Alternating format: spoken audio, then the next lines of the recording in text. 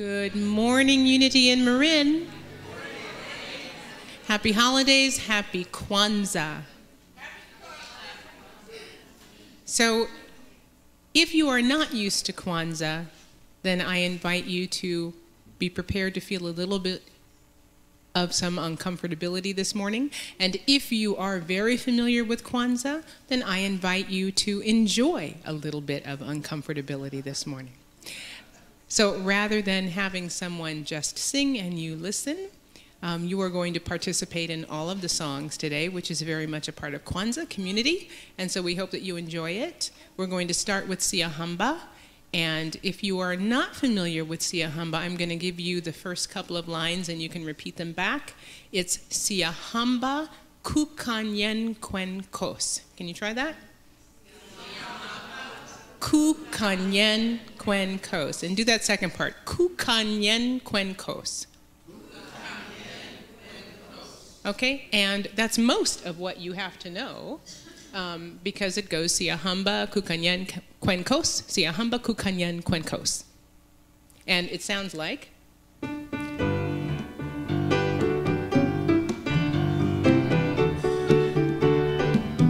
and we'd sing Siyahamba kukanyen kwenkos, Siyahamba kukanyen kwenkos. Okay, so that's what you need to know. And we'll make it easy for you at some point and let you sing in English, but not first. Here we go. Stand up if you're comfortable. Siyahamba kukanyen kwenkos, Siyahamba kukanyen kwenkos, Siyahamba kukanyen kwenkos, Siyahamba kukanyen kwenkos, Siyahamba.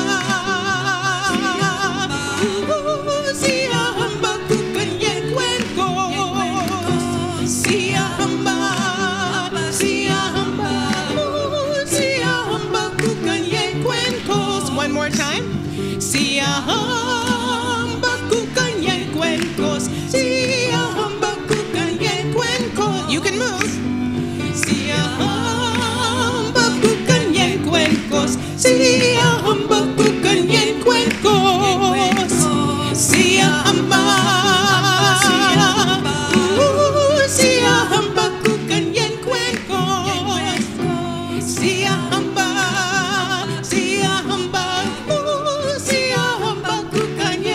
And the English, we are marching. We are marching in the light of God. We are marching in the light of God. And you can move your body. We are marching in the light of God. We are marching in the light of God. We are marching. Ooh, we are marching in the light of God. We are marching. We are marching. Ooh, we are marching in the light of God. Siyahamba. Siyahamba kukanyen kwenkos. Siyahamba kukanyen kwenkos. Siyahamba kukanyen kwenkos. Siyahamba kukanyen kwenkos. Siyahamba. Siyahamba. Siyahamba kukanyen kwenkos. Siyahamba. Siyahamba. Siyahamba kukanyen kwenkos.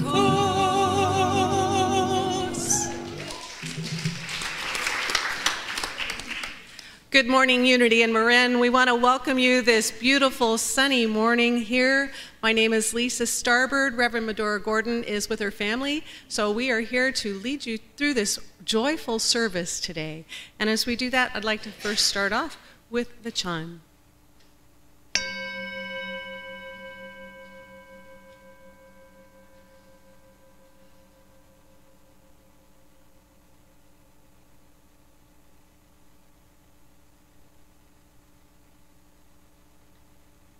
Sweet Spirit, Divine Presence, in this moment we connect to love. We connect to the divine that is in us, each and every one of us. Our hearts are filled with gratitude and our spirit is lifted. Together, our energy, our vibration is raised to a higher level of awareness. Together, we remember our radiant faith, and we trust that all is in divine and right order. We are grateful for the experiences that are showing up in our lives that we can continue to grow, to share, to teach one another, to be with one another, and to just be who we are. We're so grateful, so grateful. We're open and available and open to the presence with a capital P. Our hearts are wide open and we say yes, thank you, amen. Would you say that, please? Yes, thank you, amen, as we open to the presence.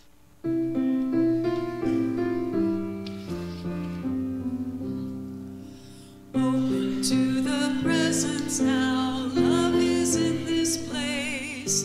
Open to the light within, feel God's peace and grace.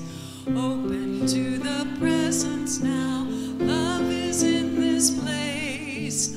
Open to the light within, feel God's peace and grace.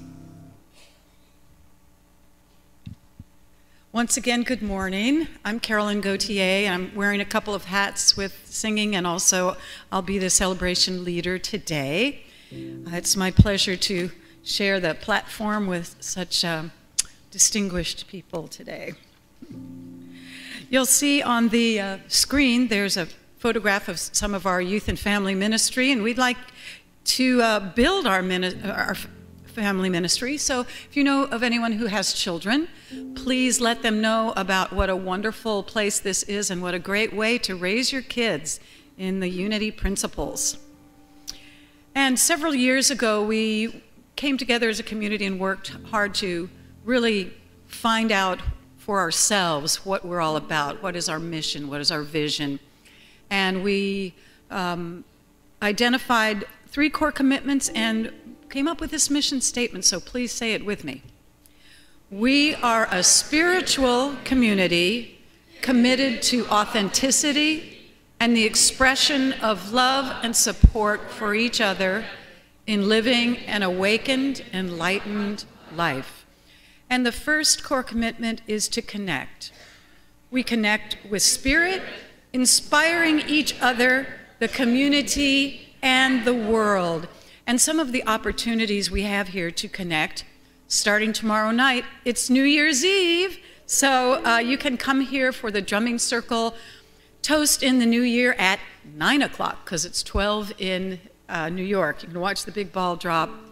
Wonderful way to raise your energy and move into a new year. Then on Sunday, we have our Burning Bowl, which is all about letting go of what no longer serves you. So you get a piece of flash paper and you write the things on it that you want to let go for the year from last year and drop them in the fire. And the music will be myself and Chuck Taminia, our Italian tenor who sings here once a year, so we love that. And I would like to invite Bonnie, who is one of our prayer chaplains, to bring the prayer box forward. You're invited to share your thoughts, your prayers, and put them on the slips of paper that are back in the narthex and put it in the box where you will be prayed with here and then at Unity Village. And for the lighting of the candle today, in addition to our Christ candle, I'm going to invite Brianna forward to tell us about the Kwanzaa candles, and Lisa's going to help her light them. Good morning, Unity. I'm only wearing one hat, but it's a good one. We light these candles in affirmation of the worldwide celebration of Kwanzaa. The first candle is Umoja, unity. We light this candle as we strive to be intentional in recognizing the need for oneness in the African American community and also oneness in our extended multiracial, multi-ethnic, multi-generational community. We recognize the common ground of our humanity, the interrelatedness of life, and the sense of togetherness in life, in love, and in struggle for the common good. The second candle is Kujichagulia, self-determination. At a time when there are outrageous denials of the rights to freedom and independence, we reaffirm our right and everyone's right to control our destiny and daily life, to build community, society, and the future we conceive. we claim the right to affirm our cultures of origin as it gives sacredness to our lives and grounds us in the will to never be an oppressed people, not ourselves or anyone else. The third candle is Ujima, collective work and responsibility. Although society tends to emphasize the value of individualism, we are reminded that we are our brother's keeper. We come into being, thrive, and flourish in needed and principled relationships. It is together that we conceive and construct good communities, societies, and the world we deserve. The fourth candle is Ujamaa, cooperative work and economics. Ujamaa is essentially a commitment to the practice of shared social wealth and the work necessary to achieve it. It grows out of the fundamental communal concept that social wealth belongs to the masses of people who created it, and that no one should have an unequal amount of wealth, that it gives him or her the capacity to impose unequal, exploitative, or oppressive relations on others. The fifth candle is Nia, that's today, purpose. Recognize that we are heirs and custodians of a great legacy and cultural responsibility that we must preserve and pass on to future generations, to develop our community, its culture, and history, that we hold a generational responsibility and adjoining the personal and social purpose. Humans were chosen to bring good into the world, and that is the essence of our purpose as human beings. Tomorrow's candle will be Kuumba, creativity. In a world where depletion, pollution, and plunder of the environment put the world at risk and climate change threatens devastation of the earth and humankind, the principle and practice of Kuumba, creativity, is imperative, for it puts forth the ethical ancestral teaching which holds the moral obligation to creatively use the arts and our talents and gifts to do all that we can in the way we can to heal, repair, rebuild, and renew the world, leaving it more beautiful and beneficial than when we inherited it. The last candle is Imani, faith. The seventh principle is faith, which is essentially a profound belief in and commitment to all that is of value to us as a family, community, people, and culture. It includes a faith in more than ourselves, but the principle of Imani really centers on faith in self as a key that it doesn't divorce faith in God and faith in self. And second is faith in others.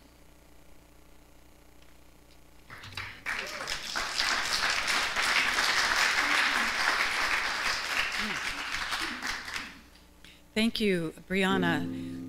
Some of you may know her as a member of our choir. She's also a member of the tech team who works up in the booth doing the PowerPoint slides, and she's also Cindy's daughter. So thank you for that.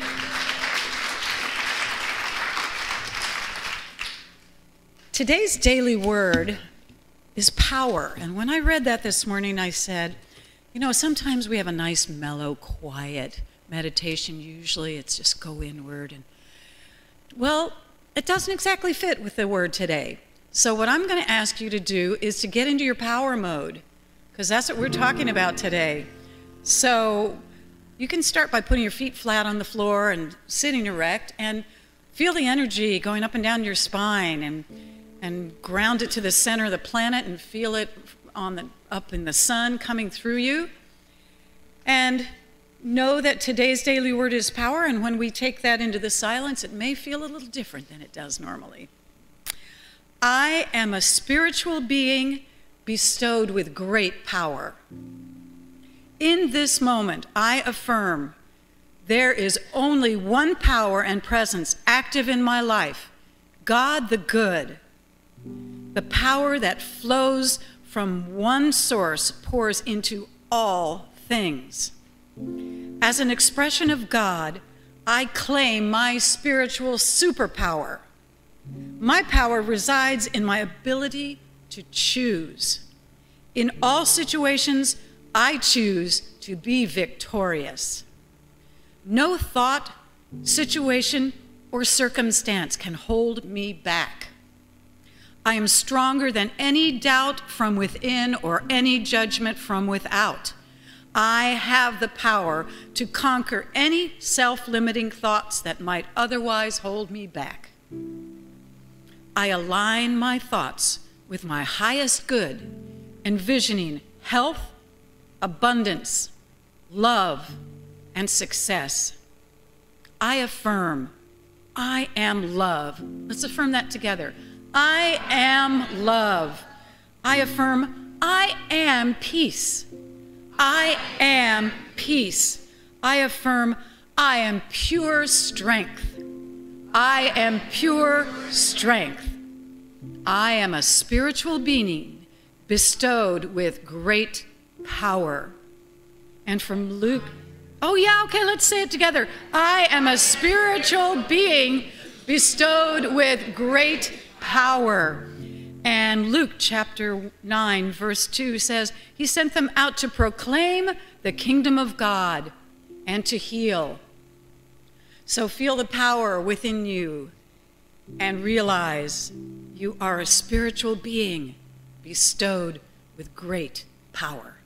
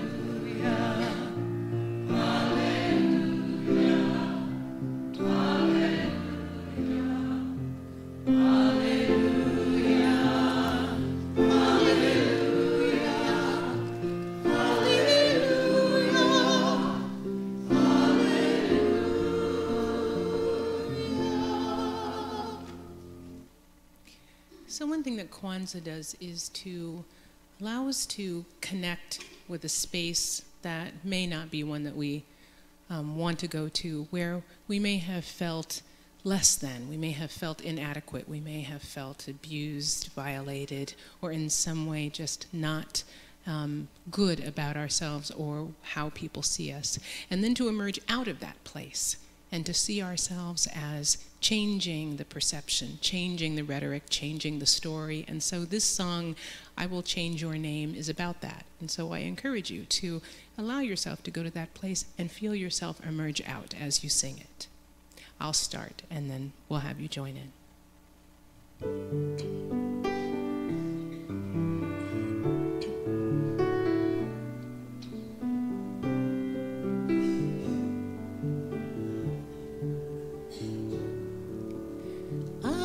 I will change your name. You shall no longer be cursed.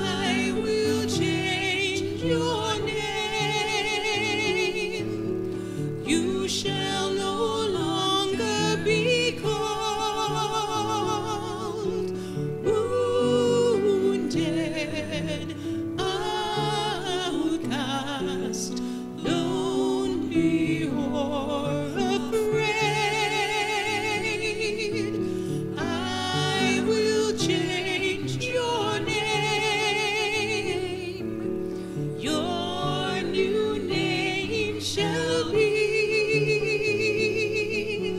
Confidence, joyfulness, overcoming one, faithfulness, friend of God, one who seeks my face. Now, can you ooh?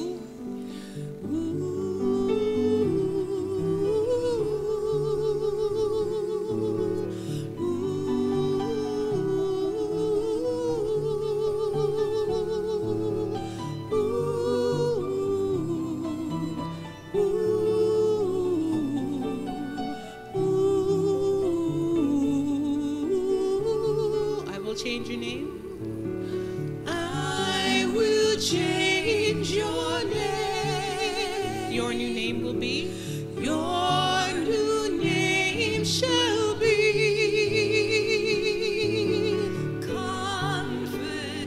confidence, joyfulness, being one, faithfulness, friend of God, who seeks my face.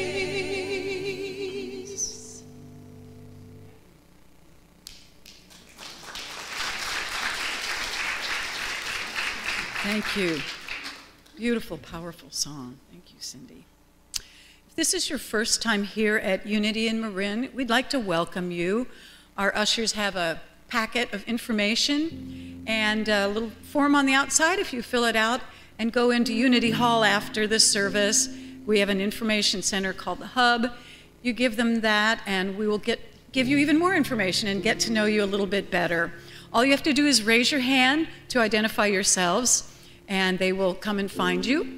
And if you're watching us online, we also would like to welcome you and to give you information and make you part of our virtual community.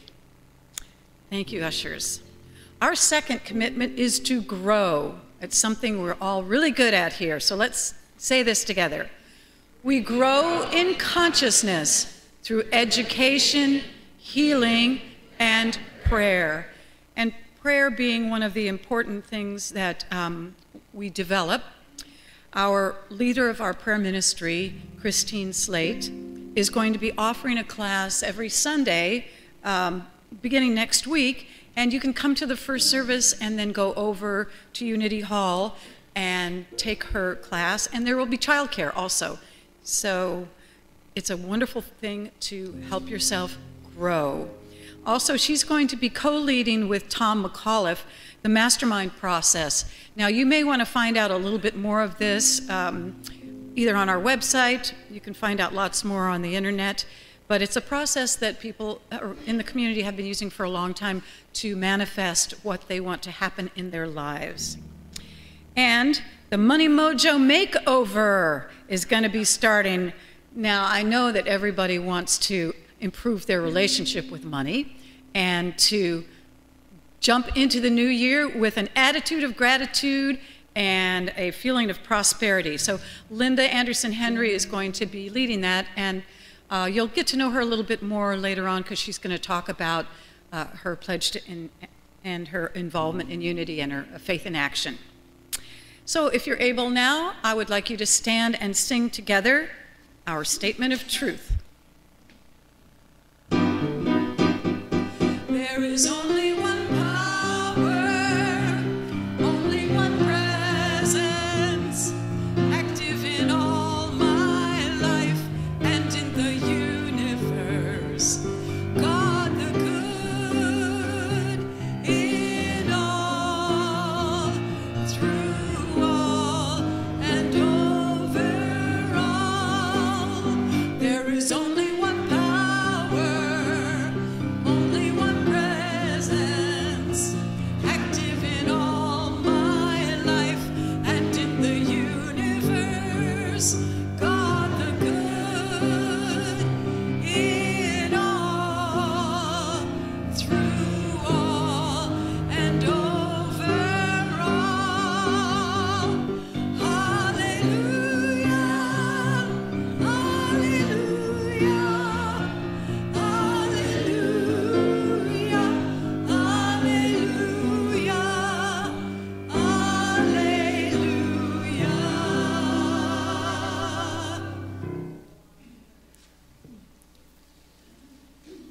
So this next song, and you may end up just standing right back up, is connected to an old one that you thought you knew called Go Tell It on the Mountain. We're going to sing it just a little differently. And so Jason, if you can give us some of that rhythm.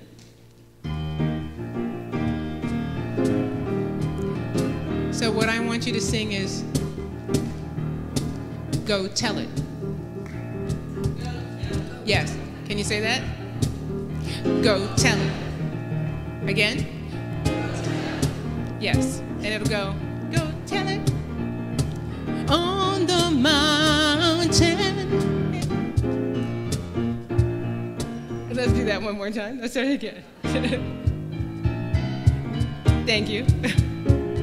Go tell it on the mountain, everywhere. Go tell it, choir, help me. On the mountain that Jesus Christ is born. Do that again. Go tell it on the mountain, over the hills and everywhere. Go tell it on the mountain that Jesus Christ is born. One more time. Go tell it on the mountain, over the hills and everywhere. Go tell it on the mountain that Jesus Christ is born. While shepherds kept their watching, or silent flocks by night, behold, throughout the heavens there shone a holy light. The shepherds feared and trembled when low above the earth rang out the angel chorus that hailed the Savior's birth. Go tell it Go tell it on the mountain, everywhere, the hills and everywhere. Go tell it on the mountain that Jesus Christ is born. yeah. Go tell it. Can you do that? Tell it. Go tell it. Keep going. Tell it. Go tell it. Tell it. Go tell it. Go up. Tell it. Go tell it. Tell it. Go tell it. Keep it going. Tell it. Go tell it. Tell it.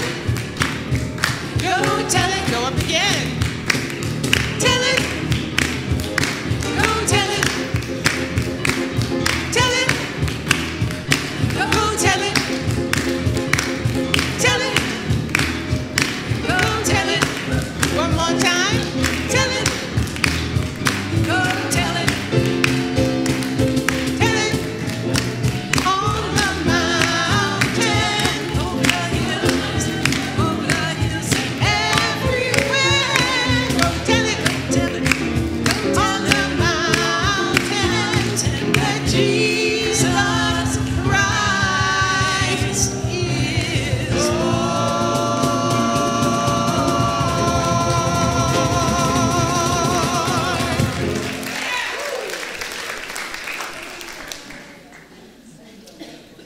Yes. It is my pleasure to introduce to you today Reverend Elisabeth Middelberg and Dr. Cindy Acker. Reverend Elisabeth Middelberg is a graduate of Pacific School of Religion. She has a degree in spirituality, or a degree in marriage and family counseling. She has served as a pastor of Metropolitan Community Church in Guerneville for 15 years. She was also head of spiritual care for Kaiser San Francisco and created the Never Die Alone for patients and Blessing of the Hands for doctors and hospital workers.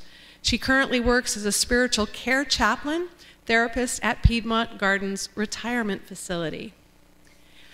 Dr. Cindy Acker holds 5 degrees, including a master's in culture and spirituality from Holy Names University.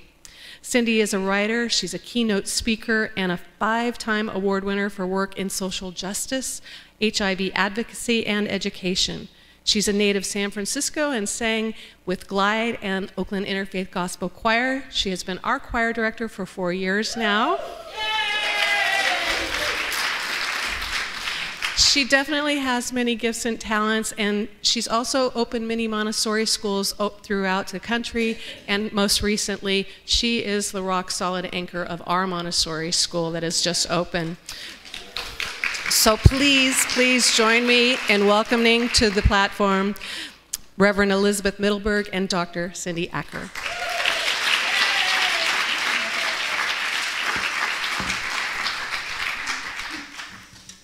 I have to tell you that Elisabeth and I have given talks for 6 years, definitely Kwanzaa talks for at least that long, and I tend to be on the anal side. Elisabeth tends to be sometimes on the anal side, and when I mentioned to her that we were going to do this, she came to me with all of the Kwanzaa talks that we had ever done, the stack.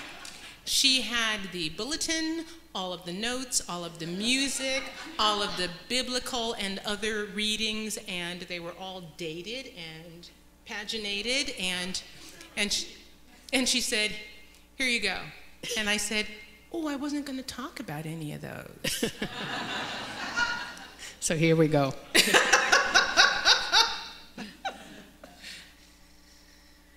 Kwanzaa, our first task in approaching another culture, another tradition, another people, says Marjorie Bowens-Wheatley, is to take off our shoes.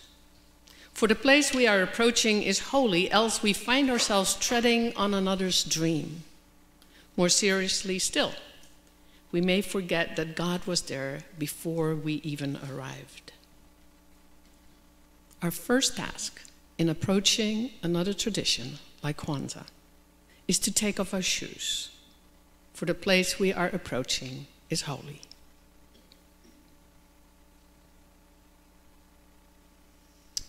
Part of my family roots originate in Sierra Leone.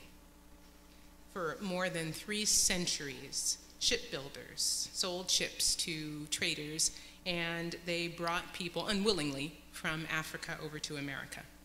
That over 3 centuries of time left such an effect that by the 4th century, Africans continued to experience an emotional, physical, and economic impact. My family roots originate in the Netherlands, where over 3 centuries ago, the Dutch were the first to build the slave ships that brought people from Africa to America. And then we met.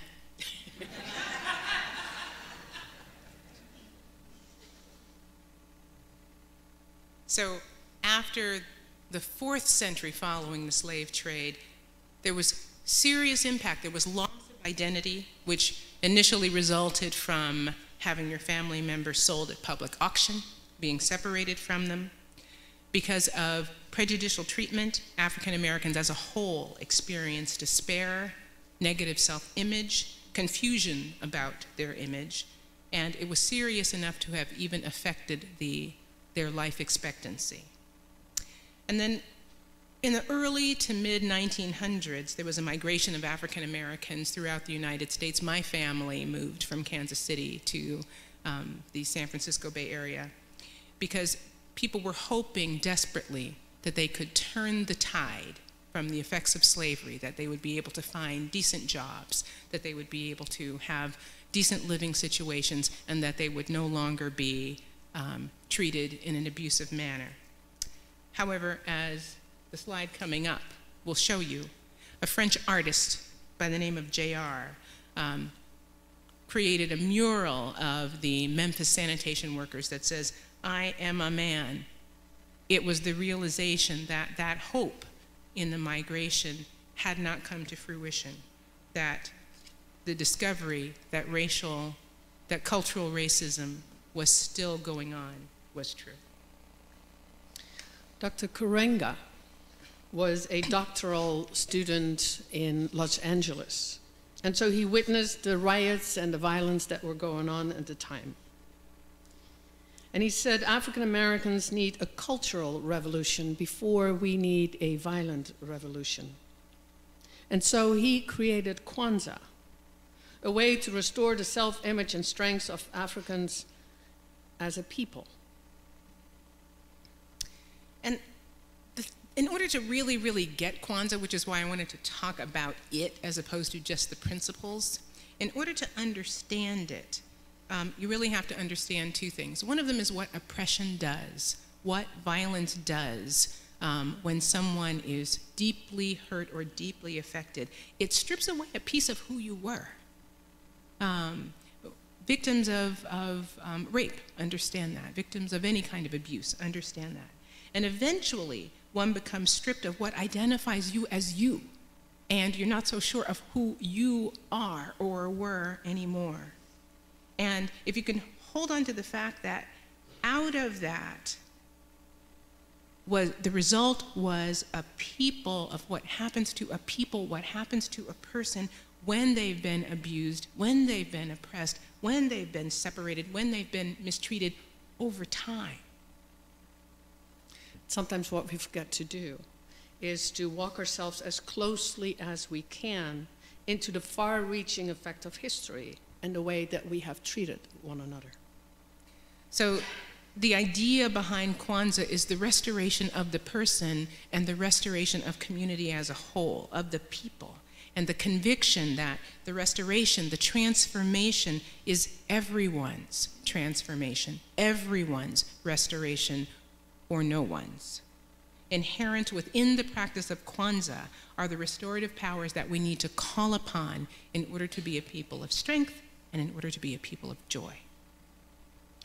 So Kwanzaa is created as a way for people to restore their innate sense of wisdom, dignity, and power. It is a celebration of freedom, of free space that Africans needed to honor themselves, to remember their history, to reflect on what's happening right now, and to recommit themselves to create a different future. In the liberation struggle of the 60s, Africans dared to imagine the face of the future, the possibilities and promise of a new history of humankind, a new world, and new men and new women to conceive and construct that world. And these new women and men would be rooted in values that represent the best of what it means to be both African and human in the fullest sense. During Kwanzaa, Africans are called to ask, what are the moral obligations to ourselves and others? What are our obligations to the poor and less powerful, the vulnerable, the oppressed, suffering and struggling peoples of the world, and to the well-being of the world itself? And how do we, Africans as a people, honor our role as moral and social leaders in such a way that we become the role models of future generations? So how do you weave this reimagining of a different world, the remaking of a different world, into a day-to-day practice, a way of life that actually can bring about such a transformation? Sounds heavy. So what Dr. Karenga did was to choose 7 principles, the Nguzo Saba. And the 7 principles serve as the overarching framework as a way to live one's life. The principles focus on family, the individual, community, and culture. But they also have a really broad meaning for what goes on in the world and the work that we have to do around that. The principles are reflected upon, and then you do the work. It's not that you just read about them every day and you just look at them, but you actually do something. And they become an internal part of one's own daily practice. It's also not about what you receive. It's not like Christmas presents, what's Santa gonna bring me? There are definitely times where people may make things. My daughter made soap for Elisabeth with scents and flowers in it. But you literally work the principle. They call you to look beyond yourself, and they call you to look for a greater meaning. And I'll give you an example of that. The Montessori office was getting messy and needed some organization and some cleanup. And there was a lot of disorganization right behind the desk where I often sit. And so the past few days, there was just a lot going on with Christmas and stuff, and so I sat on the other side of the desk rather than where I'd normally sit, and I kept looking at it and saying, oh my gosh, that really needs a lot to do. Well, the day came up, day before yesterday, which was Ujima, and Ujima is collective work and responsibility. So on Ujima, I sat myself on the other side of the desk that I had been avoiding, and I started to clean and clear and organize, and I texted Sarah, and I told her what I was doing, and Sarah came in, and the two of us were working in there and trying to get it organized, and Gloria at one point helped us find the smoke detector that was going off. Alan came to try to change them out. It was like, there you go. And then yesterday is the day that's reflected in the middle, which is cooperative economics. And on that day, I did not visit the common large coffee place, I won't mention the name, that I usually go to. It is a day when you do things that are local, where you give locally, where you pay attention to what you should be contributing to in your own community, in your local community. So we went to a place called Julie's, and we went to a place called The Local, and that's where we had our coffee, and Dutch people have coffee all the time, so we went a few times back and forth all through the day. Yesterday. And then I also called Unity, and I went online because I needed to revisit my pledge, because I thought that's another piece for me. And I realized that this past pledge year, I had a pledge, and I also wrote a check very often on Sundays in addition to my pledge. And so I thought, okay, so let me look at that. So I added up what I had been writing in a check, and I added that to my pledge, and decided that I would continue to do the exact same thing, but it upped my pledge by what I pledged and what I had been writing by check, so that I can now increase that for the next year. And I decided that I needed to own that. I needed to own the fact that I could do it. And so I made sure that I called and I emailed so that I could solidify the commitment that I had. And why don't you read that? Cindy has this quote that says, every time you spend money, you're casting a vote for the kind of world you want. So I had to walk that talk yesterday about this place here. And then there's also the importance of ancestors in Kwanzaa. Underpinning the restoration is the knowing that you have to look back, and looking back is not looking back at where did I mess up, what didn't I do. It's who was back there who started the way for me, who was back there, who made a contribution that allows me to be able to go forward. And we call them waymakers, people who made the way. Who are our waymakers? And we look at that. We look at the ancestral waymakers. We look at the people who are our older ones in our community and how we need to respect them. We often forget to do that.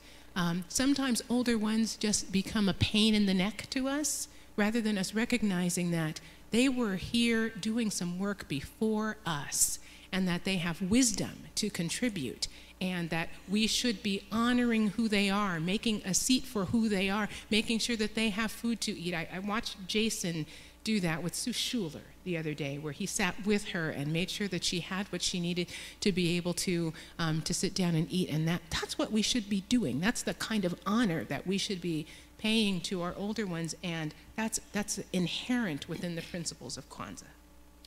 Now, within most of the white communities, we do really not have a practice of honoring our ancestors. Even though we say that every generation is working towards creating a better future for the next generation. And we hear parents say that. I want my child to have everything he or she needs to create a better future for themselves. And as parents, we work and we sacrifice sometimes, and we give of ourselves. And a lot of times we feel that the good that we have given does not always get recognized. Sometimes it is taken for granted. And we will even say that the next generation seems a little entitled, right? But how much do we ourselves speak in our homes, at the dinner table, at other places, of the ways our parents made a way for us? How often do we speak of the sacrifices that they have made? How often do we recount the stories of the good and the aspirations our parents brought into the world and what we learned from them? And do we know even anything about a generation before that? Do we know what our grandparents tried to do to create a better future for our parents? What did everybody do so that the generations after them had a better chance to thrive? I bet we barely speak of that. So how in the world are our kids going to speak of the good that we bring into the world if we don't model that for them and speak of the good that our ancestors brought? And so each generation is imbued with all of the gifts of those who have come before, but each generation still thinks of themselves as a self-made generation. It's such an American value. We hear people say, this is a self-made man, this is a self-made woman, as if nothing went before, as if nobody gave them any of the gifts, any of the resources that they needed to become who they were. It's actually quite exhausting to think that everything you want to generate, you have to generate out of your own body, versus knowing that there's been people who have generated a lot before us. And when we can lean into that, it actually may bring us a sense of gratefulness and of gratitude. So within the African tradition, there is a way to honor those who have come before, especially during Kwanzaa, so that we may harvest the wisdom that so many people have brought into the world, and so that we may teach the next generation that they're not alone, that there are powerful ancestors who have fought for freedom and justice and liberation and the greater good of all. Now, as we are talking, I'm wondering if people have come to your mind that have inspired you, that you have thought of as somebody that you would like to emulate, as somebody that has brought gifts into your life. Have you thought of anybody? If you have, would you speak their name out loud? We can do it all at the same time. Who have you thought of? So let's speak of people. Let's speak of people who brought us what they have brought us. Some of us are challenged with the question, since Kwanzaa is a holiday created for and by African Americans, Can anybody observe Kwanzaa? Or should they? there is, of course, the danger of co-opting a tradition, which we are good at, using it for our own personal gain without even knowing the history out of which that tradition came, without even knowing the struggles that have gone on so that a tradition has been created. It is different when we are willing to walk more closely into the history of that particular tradition. I've had the privilege of being able to be a part of the history and the experience of some traditions that have connected with Elisabeth. Her mother called probably 15, 16 years ago when we were first together and said, "It's the time of silence." And she doesn't speak English, and so I was translating, wondering, was I understanding her incorrectly? And so I asked Elisabeth, what was the time of silence? And she said, On May 4th, we remember the liberation of the German occupation, but even more so, we remember all those that have fallen during that time. And at 8 o'clock in the evening, for 1 minute, the whole country falls quiet and stops as much as possible. Get off our phones, stop talking, and there's a minute of silence. And we observe that every year on May 4th at 8 o'clock. and it was so not a part of me because we don't do that kind of thing here in the same way. And for me to learn about that and to learn the history, to understand the background, and then to put myself there, I thought, wow. And it's not my story. But it was my story. But I would have never understood had I not experienced that moment. And I'll give you another one that she told me not to tell. Elisabeth was instrumental in starting one of the first warming shelters in Guerneville, and people were sleeping underneath the bridge there, and the bridge was right next to the church. And she became real adamant that They needed to get off the street because it was getting colder.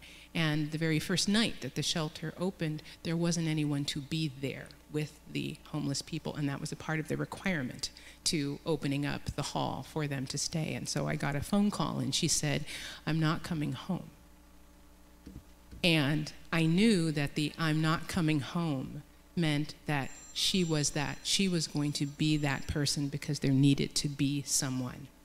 And I don't know that I would have immediately jumped into that and said, yes, I will. I think it would have scared me a little bit. But her connection to the homeless population there has been so strong, and in San Francisco has been so strong, that she stepped into that place. And by virtue of that, it gave me the understanding and the experience that I needed to have a different understanding and vantage point. I needed to be in that story, even though it wasn't my story. And I knew that she was going to stay there until there was someone else to be there, so that the people who were there were safe.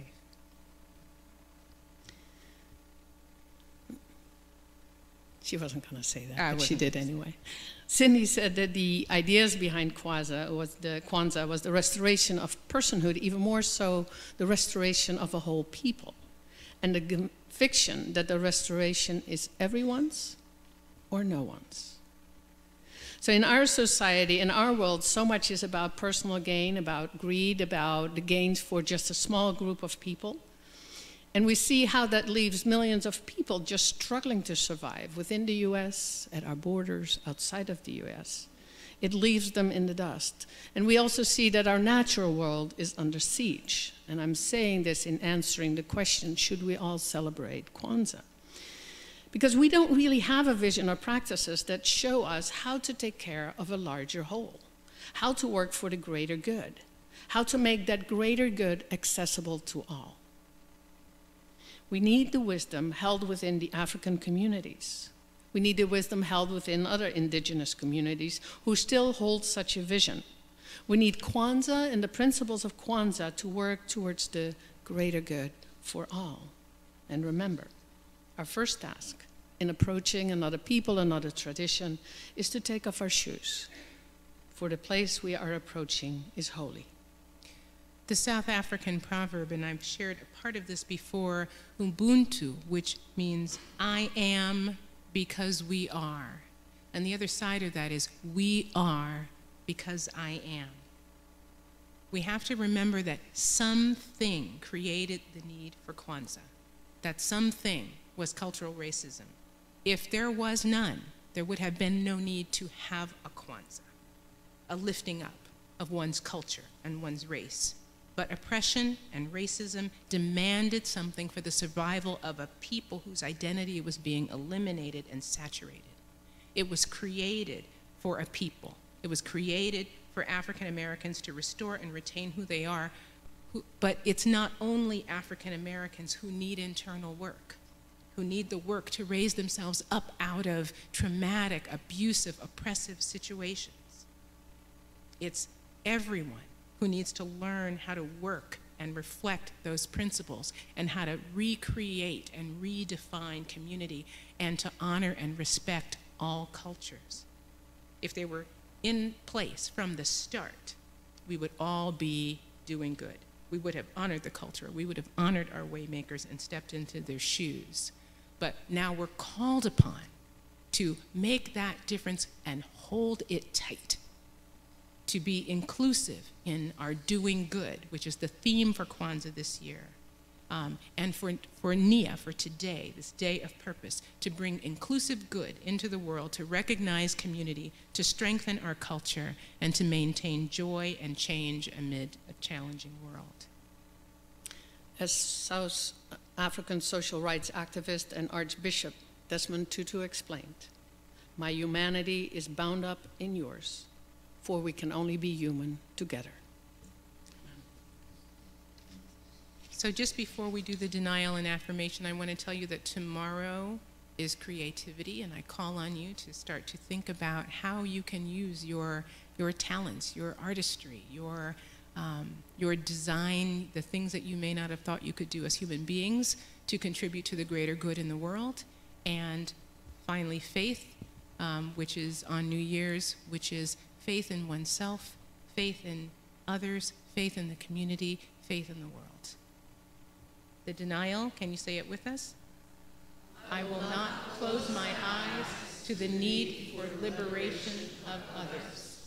And with your joy, the affirmation, I will dare to interrupt the negativity of the world with my joy.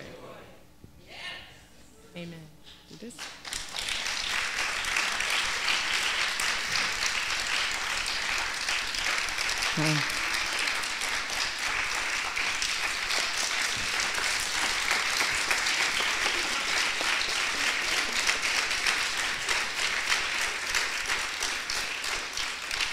Thank you. I think the ushers are ready. I'm going to repeat that quote that Cindy said. Every time you spend money, you're casting a vote for the kind of world you want. So cast your vote right now. This is your chance. Thank you.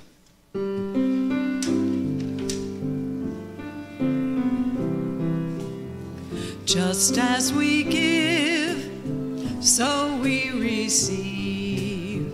Richly we live in one golden weave. There is nothing that we can lack.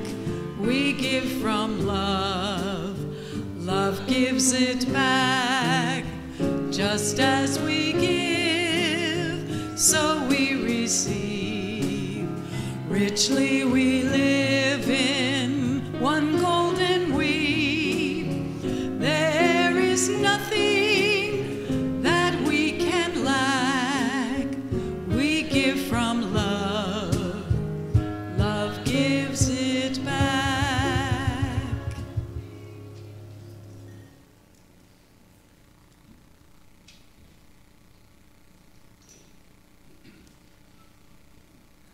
I keep feeling like, wasn't I just up here? So our last song is called Hallelujah, We Sing Your Praises. And because I want you to move, I'm going to do that. I invite you to get out of your comfort zone, to stand up, to move. You can be in the aisles, you can move around, and it has a nice beat to it.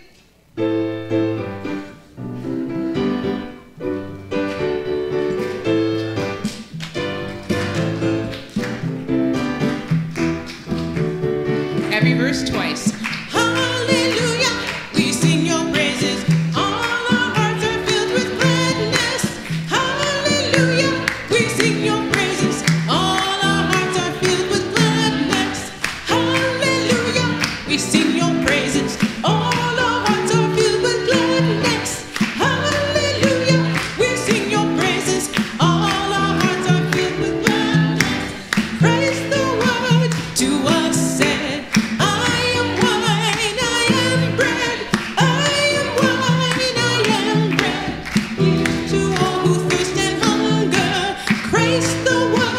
To us said, I am wine, I am bread. I am wine, I am bread. Give to all who thirst and hunger. Hallelujah, hallelujah. We sing your praises. All our hearts are filled with gladness. Hallelujah, we sing your praises. All our hearts are filled with hallelujah, hallelujah. We sing your praises. All our hearts are filled with gladness. Hallelujah, we sing your praises. All our hearts are filled with gladness. Now he sends us all out, strong in faith, free of doubt. Strong in faith, free of doubt. Give to all the joyful gospel. Now he sends us all out, strong in faith, free of doubt. Strong in faith, free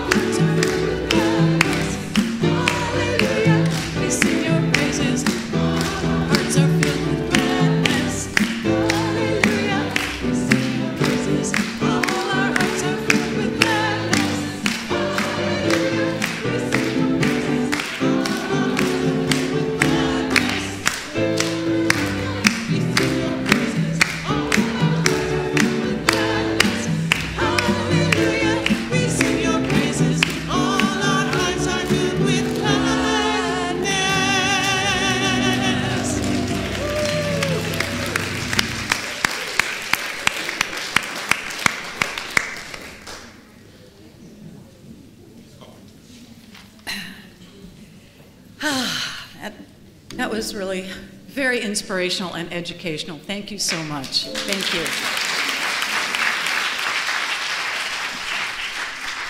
And let's give thanks for the bounty that you have created here today by raising our hands and saying together, divine love, free, blesses and multiplies all that I am, all that I have, all that I give, and all that I receive. Thank you, God. Our third core commitment is to serve. Let's say this together. We serve spirit, community, and the world with love, joy, and a sense of adventure. Indeed, we do. And I'm going to invite Linda Anderson-Henry forward to talk about her experience with faith in action.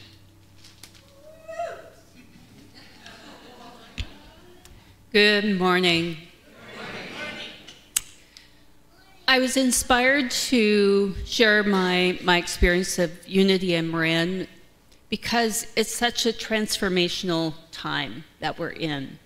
I love what you said about, where you spend your money you're casting your vote for the future. And I think that's really true. I first came to Unity and Marin December of 2001, so it's been 17 years. I'm an old timer. And I've met so many wonderful people over the years. I met my husband. And the way I met all these people was through service. I started out by jumping into the chaplain program. I have a lot of financial and business background, and so, of course, I got involved in the financial ministry and then later went on salary or on staff as the CFO controller for many years. And then from there to fundraising, and I'm currently an associate member of the board of directors. So the ministry is a key part of it, but we as a community, we as people are really so essential to the overall experience. And finally, it's really the unity principles that keep me here through thick and thin. Putting the unity principles to work in my life has transformed really every area of my life. My life didn't look anything like it does today, 17 years ago. And the Money Mojo Makeover class that I'm going to be teaching next week is really, it really evolved out of my own challenges with my finances. With all the background I have, one would think I'd have my act together. And I found that it was by bringing a spiritual approach and integrating the prosperity principles along with practical financial tools is really together what helped me transform my financial life. So I really want to encourage you to vote for the future that you want to create by pledging. And there is no amount too small and there's no amount too big. And you can give on Sundays. The best way for the church really is automatic credit card payments or automatic withdrawals from the checking account, because that gives a lot more certainty to cash flow. And so if you're new, I encourage you to really deepen your commitment to this community. If you're kind of standing on the sidelines waiting to see who our new minister is going to be, I really encourage you to put your faith in action and pledge today. And we were inspired to double our pledge this year and started it already in November. So please join me, please join us in making this transformation that we're going through one that is just our dreams. So thank you very much.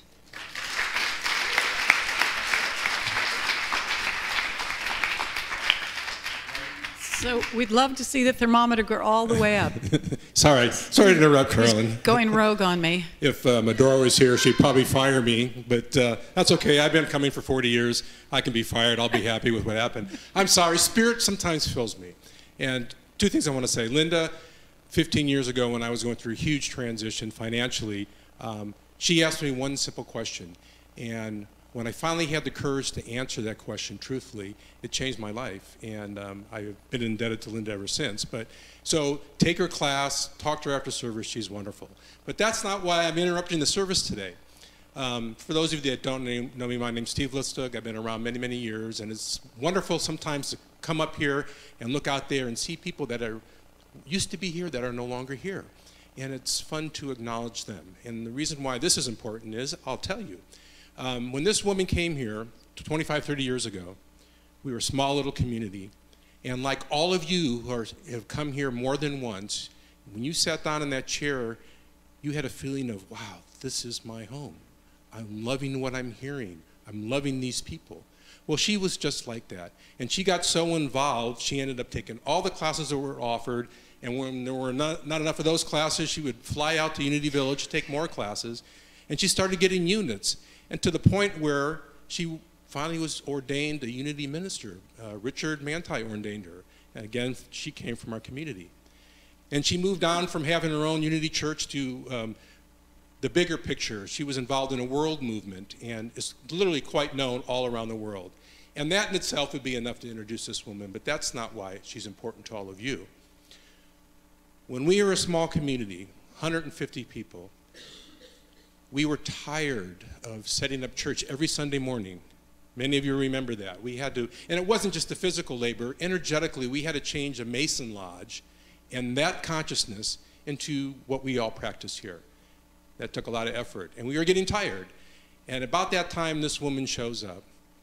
And after she got involved, she was given the task, the ungodly task, of being in charge of a group of people.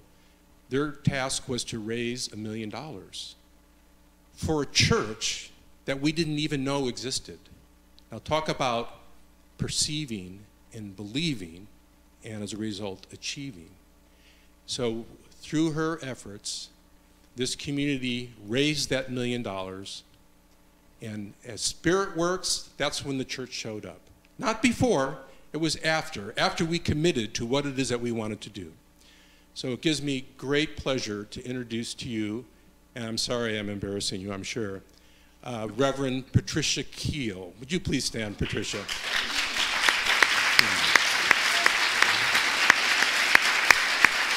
Yeah, there's some old timers here.